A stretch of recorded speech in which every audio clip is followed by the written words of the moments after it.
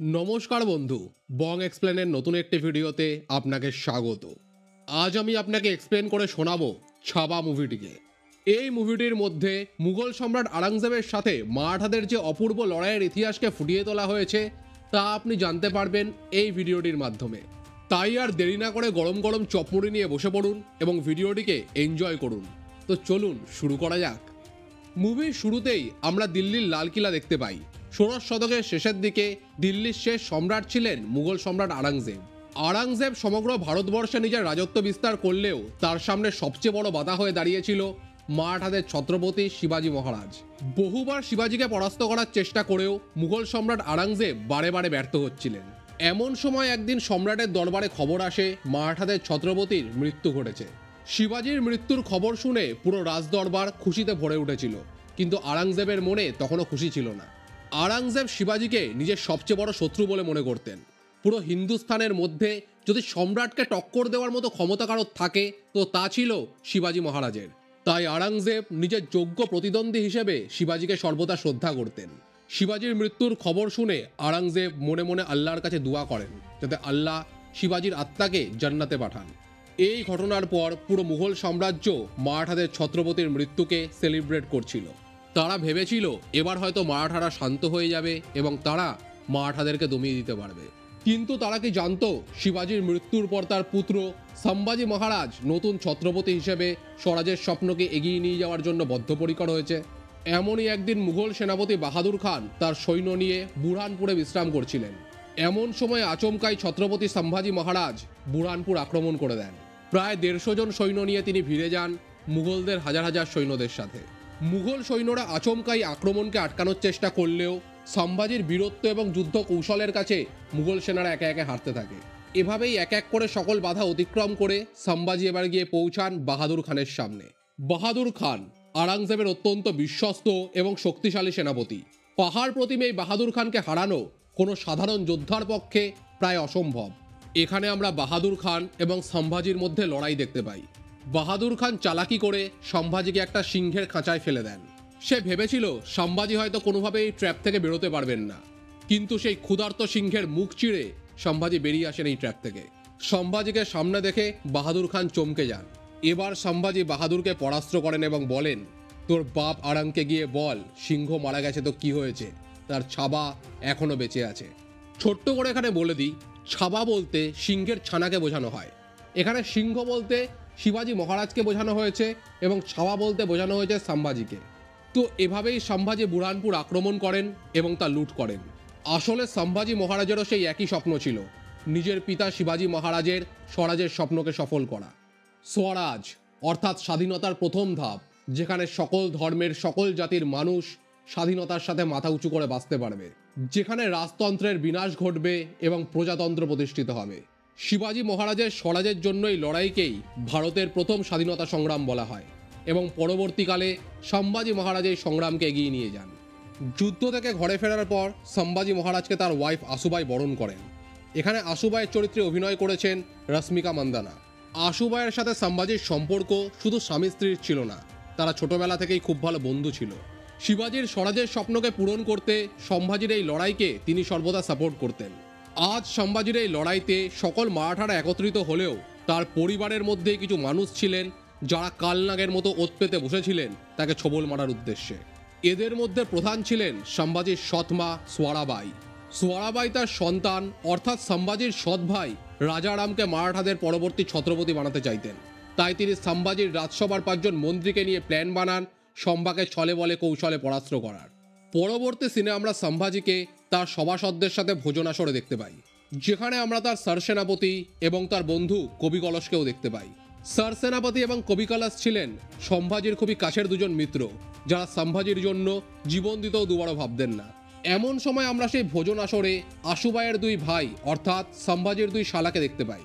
তারা সম্ভাজিকে অনেক করে কনভিন্স করার চেষ্টা করেন যে অঞ্চলের তারা রাজা সেই অঞ্চলের সমগ্র কন্ট্রোল যাতে তাদের হাতে তুলে দেওয়া হয়। তাদের এই কথা শুনে সম্ভাজি খুব রেগে যান। তিনি মনে করতেন যদি আজ সেই অঞ্চলের কন্ট্রোল এই 2 ভাইয়ের হাতে তুলে দেওয়া হয় তাহলে তারা সেই অঞ্চলকে নিজের মতন করে শাসন করবেন, অর্থাৎ শিবাজী মহারাজের স্বরাজের যে স্বপ্ন তার নিজের লোকেদের হাতেই শেষ হয়ে যাবে। তাই সম্ভাজি এক ধমকে দুই শালাকে চুপ করিয়ে দেন। পরবর্তী সিনে আমরা সম্রাট আওরঙ্গজেবকে দেখতে পাই। তিনি বারহানপুর এসে পৌঁছান। সম্ভাজি বারহানপুরকে পুরো শ্মশানে পরিণত করে দিয়েছিলেন। সম্রাট তার শখের শহরকে এভাবে ধ্বংস হতে দেখে মনে মনে প্রতিজ্ঞা করেন, যতদিন অবধি না তিনি সম্ভাজিকে নিজের সামনে ঝোঁকাচ্ছেন ততদিন অবধি তিনি তার তাজ বা রাজমুকুট মাথায় পড়বেন না।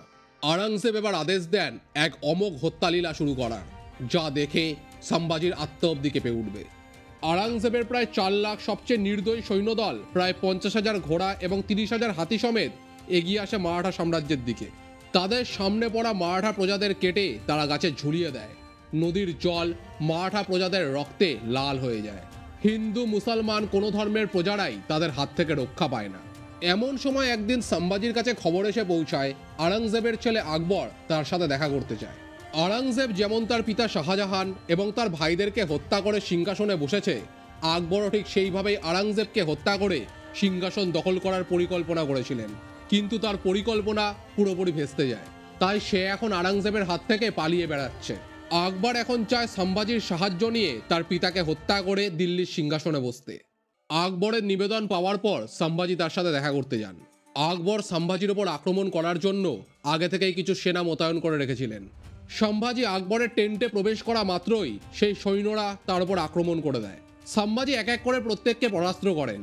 তারপর আকবর তার সামনে আসে। আকবর বলেন, আমি চেক করে দেখছিলাম সম্ভাজি নিজেই এসেছেন নাকি তিনি তার কোনো বহুরূপীকে পাঠিয়েছেন আমার সাথে দেখা করতে। আকবরের এই কথা শুনে সম্ভাজি তাকে বলেন, আমার জায়গায় যদি আমার কোনো বহুরূপীও আসতো তাহলে সেও এই সৈন্যদেরকে এভাবেই পরাস্ত করত। আকবর তার প্রস্তাব এবার সম্ভাজির কাছে রাখেন। তিনি আওরঙ্গজেবের হাত থেকে তাকে প্রোটেক্ট করার আর্জি জানান। প্রথমে এই প্রস্তাবে সম্ভাজি রাজি হন না, কিন্তু তারপর আকবর তাকে এমন কিছু বলেন যা শুনে সম্ভাজির পায়ের তলা থেকে মাটি সরে যায়। আসলে সম্ভাজির সৎমা সোয়ারাবাই এবং সেই 5 জন মন্ত্রী মিলে আকবরের সাথে হাত মেলাতে চেয়েছিল, যাতে আকবরের সাহায্যে তারা সম্ভাজিকে মেরে রাজা রামকে সেই সিংহাসনে বসাতে পারে। আমাদের শত্রুরা আমাদেরকে মারলে অতটা কষ্ট হয় না, যতটা কষ্ট হয় আমাদের আপনজনরাই পিঠে ছুরি মারলে। সম্ভাজি এই কথা শুনে ক্ষোভে ফেটে পড়েন। তিনি আকবরকে কথা দেন, যতদিন তুমি আমার ছত্রছায়ায় থাকবে ততদিন অবধি আওরঙ্গজেব তোমার একটা চুলও ছিঁড়তে পারবে না। এরপর সম্ভাজি রাজসভায় প্রবেশ করেন এবং সেই 5 জন মন্ত্রীকে বন্দী বানিয়ে তিনি তাদেরকে মৃত্যুদণ্ড দেন। পরবর্তী সিনে আমরা দেখতে পাই আওরঙ্গজেবের নির্দয়ী সৈন্যরা ধীরে ধীরে মারাঠাদের দিকে এগিয়ে আসে। তারা বাচ্চা বুড়ো নারী পুরুষ কাউকে ছাড়ে না, প্রত্যেককে হত্যা করে এবং লুটপাট চালাতে থাকে। এই সৈন্য ছিল সংখ্যায় বিশাল। মারাঠাদের প্রায় 25,000 সৈন্যের পক্ষে প্রায় 8 লাখের এই বিশাল সৈন্যকে সম্মুখ যুদ্ধে হারানো প্রায় অসম্ভব ছিল। তাই সম্ভাজি মহারাজ তাদের হারানোর জন্য নতুন এক যুদ্ধ কৌশল আবিষ্কার করেন। এই যুদ্ধ কৌশলকেই আজকের দিনে গরিলা ওয়ারফেয়ার বলা হয়।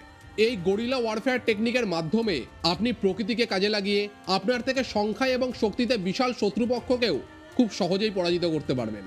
পরবর্তীকালে এই গরিলা ওয়ারফেয়ার টেকনিককে কাজে লাগিয়েই ভিয়েতনামের যুদ্ধে ভিয়েতনামি সোলজাররা আমেরিকার অত্যন্ত শক্তিশালী এবং আধুনিক সৈন্যদলকেও খুব সহজেই পরাজিত করেছিল। তারা জঙ্গলের মধ্যে সুড়ঙ্গ তৈরি করে রাখত এবং সুড়ঙ্গের মাধ্যমে আমেরিকান সৈন্যদের ওপর পেছন থেকে আক্রমণ করত, যার ফলে আমেরিকা হাজার চেষ্টা করেও ভিয়েতনামের মধ্যে কবজা জমাতে পারেনি।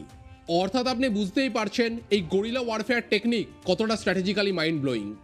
ভিডিওটা কন্টিনিউ করার আগে বলি, এই ধরনের ভিডিও বানাতে শুধুমাত্র সিনেমা দেখলেই হয় না, তার পাশাপাশি ইতিহাস নিয়েও যথেষ্ট রিসার্চ করতে হয়। এই ভিডিওটা বানাতে আমাকে যথেষ্ট পরিশ্রম করতে হয়েছে, তাই আপনার কাছে আমার একান্ত অনুরোধ, দয়া করে এই চ্যানেলটাকে সাবস্ক্রাইব করে দেবেন এবং তা যদি আপনি নাও করেন অন্তত এই ভিডিওটাতে একটা লাইক দিয়ে দেবেন। দেখুন, সাবস্ক্রাইব বা লাইক সম্পূর্ণ ফ্রি আপনার জন্য, কিন্তু সাবস্ক্রাইব বা লাইক বাটনের ওপর আপনার একটা টাচ প্রচুর পরিমাণ হেল্প করবে আমাদের এই চ্যানেলটিকে একসাথে এগিয়ে নিয়ে যাওয়ার জন্য। তো চলুন এগোনো যাক। পরবর্তী সিনে আমরা দেখতে পাই আওরঙ্গজেবের সৈন্যদল রায়গড়ের দিকে এগিয়ে আসে। তারা জঙ্গলের পথ ধরে এগোচ্ছিল। সম্ভাজি খুব ভালোভাবেই জানতো সম্রাটের সেনাদের জঙ্গলে চলার কোনো এক্সপিরিয়েন্স নেই, তাদের কাছে এই পরিবেশ পুরোপুরি নতুন। সম্ভাজি তাই মারাঠা সৈন্যদেরকে ছোট ছোট টিমে ডিভাইড করে এবং তাদেরকে সাথে নিয়ে আলাদা আলাদা জায়গায় আলাদা আলাদা পদ্ধতিতে মারাঠাদের উপর আক্রমণ করে। কোথাও জঙ্গলের মধ্যে, কোথাও জলের মধ্যে, আবার কোথাও ক্ষেতের মধ্যে। মুঘল সৈন্যরা এই আচমকা আক্রমণের জন্য কোনোভাবেই প্রস্তুত ছিল না। এই দুর্গম প্রাকৃতিক পরিবেশে গরিলা ওয়ারফেয়ার টেকনিক তাদেরকে নাস্তানাবুদ করে দেয়। এই খবর আওরঙ্গজেব অবধি পৌঁছালে আওরঙ্গজেব চিন্তায় পড়ে যান। আওরঙ্গজেব সেই মুঘল সম্রাট ছিলেন যিনি নিজের বাবাকে বন্দী করে এবং নিজের ভাইদেরকে হত্যা করে সিংহাসনে বসেছিলেন। তাই আওরঙ্গজেবের বেপরোয়া সাহস আর কূটনৈতিক বুদ্ধির সামনে টেকা অতটা সহজ কাজ নয়। আওরঙ্গজেব এবার প্ল্যান বানান। তিনি খুঁজতে থাকেন মারাঠাদের গড়ে বিভীষণ কে আছে। তিনি একটা নয় দুটো বিভীষণ পান, সম্ভাজির দুই শালা, যারা নিজের স্বার্থসিদ্ধির জন্য তার পেটে ছুরি মারতে দুবারও ভাবে না। পরবর্তী সিনে আমরা দেখতে পাই সম্ভাজি মহারাজ গুজব রটিয়ে দেন যে তিনি সেনা নিয়ে আম্বেশ্বর ঘাটের দিকে এগোচ্ছেন, কিন্তু আসলে সম্ভাজি সঙ্গমেশ্বরে উপস্থিত ছিলেন। এই গুজব রটানোর মূলত কারণ ছিল যাতে মুঘল সেনারা আম্বেশ্বর ঘাটের দিকে সম্ভাজিকে ধরতে যায় আর সম্ভাজি মারাঠা সেনাদের নিয়ে তাদের ওপর পেছন থেকে আক্রমণ করতে পারেন। এবার সম্ভাজি সকল মারাঠাদেরকে সঙ্গমেশ্বরে একত্রিত করেন। তিনি তাদের রক্ত গরম করা স্পিচ দেন। তিনি বলেন, যে মহাবীরদের রক্ত আমাদের শিরায় বইছে তা বহানোর মতো ক্ষমতা আওরঙ্গজেবের নেই। স্বরাজ শুধুমাত্র একজন মানুষের স্বপ্ন নয়, এটা সকল ধর্মের, সকল জাতির মানুষের স্বপ্ন, আর এই স্বপ্নকে আমাদেরকেই সম্পন্ন করতে হবে। তো এমন সময় আমরা দেখতে পাই মুঘল সেনারা সঙ্গমেশ্বরের দিকে এগিয়ে আসছে। সম্ভাজির কাছে এই খবর পৌঁছালে সম্ভাজি বুঝতে পারেন যে তাদের মধ্যেই কেউ রয়েছে যে এই গুপ্ত আস্তানার কথা মুঘলদের কাছে ফাঁস করে দিয়েছে, না হলে তাদের সঙ্গমেশ্বরে উপস্থিতির কথা মুঘল সৈন্যদের পক্ষে কোনোভাবেই জানা সম্ভব নয়। আসলে আশুবাইয়ের দুই ভাই অর্থাৎ সম্ভাজির দুই শালা নিজেদের ঈমান আওরঙ্গজেবের কাছে বিকিয়ে দিয়েছিলেন। তাদের সাহায্য নিয়েই মুঘল সেনারা এগিয়ে আসছিল সঙ্গমেশ্বরে মারাঠাদের গোপন আস্তানার দিকে। প্রায় ৫,০০০ মুঘল সৈন্য মাত্র ১০০ জন মারাঠা সৈন্যদের ওপর আক্রমণ করে দেয়। এখানে মারাঠা সৈন্যদের সাথে মুঘল সৈন্যদের একটা ধুমধুমার লড়াই আমরা দেখতে পাই। এই লড়াইয়ের দৃশ্যগুলো ভিজুয়ালি স্টানিং এবং খুবই ওয়েল মেড, যা দেখতে আপনার সত্যিই খুব ভাল লাগবে। হাজার হাজার সৈন্যদের বিরুদ্ধে সম্ভাজি একা ভিড়ে যান। তিনি রক্তাক্ত শরীরে একদম আহত সিংহের মতো লড়াই করছিলেন। হাজার হাজার মুঘল সেনারা শত চেষ্টা করেও তাকে কোনোভাবেই কবজায় আনতে পারছিল না। মুঘল সেনাপতি খুব ভালোভাবেই বুঝতে পারছিলেন যতক্ষণ সম্ভাজির হাত খোলা আছে ততক্ষণ তাকে হারানো প্রায় অসম্ভব। তাই সেনাপতির নির্দেশে মুঘল সেনারা সম্ভাজির হাতে শিকল বেঁধে দেয়। শিকল বাঁধা অবস্থাতেও মুঘল সেনারা তাকে কবজায় আনতে পারছিল না। ক্ষতবিক্ষত সম্ভাজি তখনও মুঘল সেনাদের ওপর ভারী পড়ছিলেন। অবশেষে মুঘল সেনারা কোনো রকমে সম্ভাজিকে বন্দি বানিয়ে আওরঙ্গজেবের সামনে নিয়ে গিয়ে ফেলে। আওরঙ্গ প্রতিজ্ঞা করেছিলেন যতক্ষণ না সে সম্ভাজিকে নিজের সামনে ঝোঁকাতে পারবেন ততক্ষণ তিনি তার রাজমুকুট বা তাজ মাথায় পড়বেন না। তাই আওরঙ্গ সম্ভাজির ওপর টর্চার করা শুরু করেন, যাতে সম্ভাজি এই টর্চার সহ্য করতে না পেরে তার সামনে মাথা নত করে দেয়। প্রায় 40 দিন ধরে চলে এই টর্চার। টর্চারের দৃশ্যগুলো এতটাই ভয়ানক যে দেখলে আপনার আত্মা অবধি কেঁপে উঠবে। কিন্তু এত টর্চার করার পরেও সম্ভাজির মুখ থেকে একটা টু শব্দও বেরোয় না। সম্ভাজির ক্ষতবিক্ষত শরীরে লবণ লাগিয়ে দেওয়া হয়, তবুও সে মাথা উঁচু করে আওরঙ্গের সামনে দাঁড়িয়ে থাকে। আওরঙ্গজেব তার জল্লাদকে নির্দেশ দেন সম্ভাজির চোখ উপড়ে ফেলার, কিন্তু তবুও সম্ভাজির মুখ থেকে একটাও আওয়াজ বেরোয় না। তিনি চুপচাপ সকল অত্যাচার সহ্য করতে থাকেন এবং একইভাবে আহত সিংহের মতো আওরঙ্গের সামনে দাঁড়িয়ে থাকেন। সম্ভাজি শেষবার আওরঙ্গকে শুধু একটাই কথা বলেন। তিনি বলেন, আওরঙ্গ, যদি আজ আমি মারা যাই তাহলে আমার মতো আরো 1000টা মারাঠা জন্ম নেবে অন্যায়ের বিরুদ্ধে রুখে দাঁড়ানোর জন্য, কিন্তু যদি আজ তুই মারা যাস তাহলে তোর সাথে তোর মুঘল সালতানাতও পুরোপুরি ধ্বংস হয়ে যাবে। এই কথা শুনে আওরঙ্গজেব খুব রেগে যান। তিনি তার জল্লাদকে নির্দেশ দেন সম্ভাজির জিভ টেনে ছিঁড়ে ফেলার জন্য। জল্লাদ এবার সম্ভাজির জিভ টেনে ছিঁড়ে ফেলেন এবং তারপর সম্ভাজির মৃত্যু ঘটে। কিন্তু এত টর্চারের পর মৃত্যুবরণ করেও সম্ভাজি কোনোভাবেই আওরঙ্গজেবের সামনে মাথা নত করেন না। এই দৃশ্য আওরঙ্গজেবকে ভেতরে ভেতরে ভেঙে দেয়। এমন সময় আওরঙ্গজেবের মহামন্ত্রী মুস্তাফা তার কাছে খবর নিয়ে আসে সম্ভাজির মৃত্যুর পর তার সৎ ভাই রাজারাম মারাঠাদের নতুন ছত্রপতি হিসেবে সিংহাসনে বসেছেন। অর্থাৎ এত চেষ্টার পরেও আওরঙ্গজেব মারাঠাদেরকে হারাতে পারলেন না। একজন সিংহের মৃত্যুর পর আর একজন মারাঠা সিংহ সিংহাসনে বিরাজ করলেন। তাই এই খবর শুনে আওরঙ্গজেব একটা ছুরি বার করে তা দিয়ে মহামন্ত্রী মুস্তাফার ওপর আক্রমণ করেন। আওরঙ্গজেব মুস্তাফাকে বলেন, মুস্তাফা, কেন আল্লাহ আমার ঘরে এরকম বীর সন্তান জন্ম দেয়নি বলতে পারো? আজ যদি আমারও একটা সন্তান সম্ভাজির মতো হতো তাহলে শুধুমাত্র হিন্দুস্তান না, পুরো পৃথিবী আমি জয় করতাম। হিংসা হয় আমার শিবাজিকে দেখে, কিভাবে ক্ষুধা তার ঘরে এরকম বীরপুত্র জন্ম দিতে পারেন। এই বলে আওরঙ্গজেবও পরবর্তীকালে শোকাহত হয়ে মৃত্যুবরণ করেন। মুভিটি এখানেই শেষ হয়ে যায়। চলুন ভিডিওটা শেষ করছি, আবার দেখা হবে নেক্সট একটা মুভির এক্সপ্লেনেশন নিয়ে।